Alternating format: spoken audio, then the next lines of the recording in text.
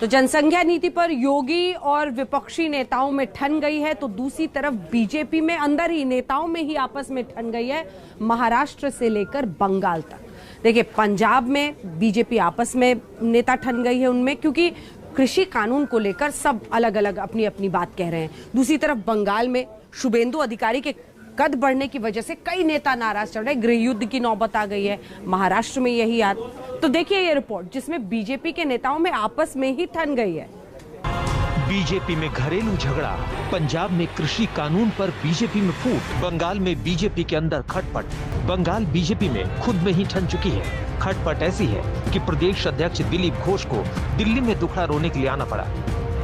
Party में defection तो जो आए थे, कुछ लोग चले गए हैं, पार्टी के जो लोग सब ठीक हैं, लेकिन ये जो पार्टी में अलग अलग मत की हो रही है, इस मामले में मैंने बताया कि ऐसा ऐसा चल रहा है। कुछ लोग अपने आप बिना सोचे समझे बात करते हैं, तो कार्यकर्ताओं का मन में उसका एक खराब असर होता है। ये सब बंद होना चाहिए। सूत्रों के मुताबिक दिलीप घोष ने केंद्रीय नेतृत्व के सामने ये मांग रखी है कि दूसरी पार्टी से आए बड़े नेताओं को तुरंत कोई बड़ा पद न दे।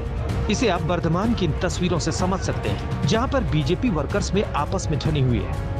मुश्किल इतनी भर नहीं है, चुनाव नतीजों के बाद से ही टीएमसी से आए राजीव बनर्जी के सुर बदले हैं। मंत्रिमंडल से हटाए गए बाबुल सुप्रियो सोशल मीडिया पर अपना दर्द बयां कर चुके हैं। वहीं मंत्रिमंडल विस्तार वाले दिन ही विष्णुपुर से सांसद सौमित्र खान ने शुभेंदु अधिकारी के खिलाफ मोर्चा खोलते हुए बंगाल भाजपा युवा मोर्चा के अध्यक्ष पद से इस्तीफा दे दिया। लीडरशिप के दखल के बाद इस्तीफा वापस लिया। बीजेपी के घरेलू झगड़े पर टीएमसी भी कटाक्ष कर रही है। बीजेपी के भीतर कौन पावर मिलेंगे, किसके पावर मिलेंगे? देखिए, अभी बीजेपी का जो खर्चा हुआ इलेक्शन में, वो एक एक लीडर एक एक तो खर्चा किया। उसको जो अकाउंट्स, वो अकाउंट्स के बारे में भी बहुत चक्करबाजी है। So BJP is factional. BJP will not be able to unite. Bengal में एक तरफ बीजेपी कई मुद्दों पर आंदोलन करने की योजना बना रही है, लेकिन बगैर कलह सुलझाए ये करना मुश्किल होगा। दरअसल बंगाल बीजेपी में अंतर्कलह की मुख्य वजह नए और पुराने नेताओं के बीच आपसी मतभेद है।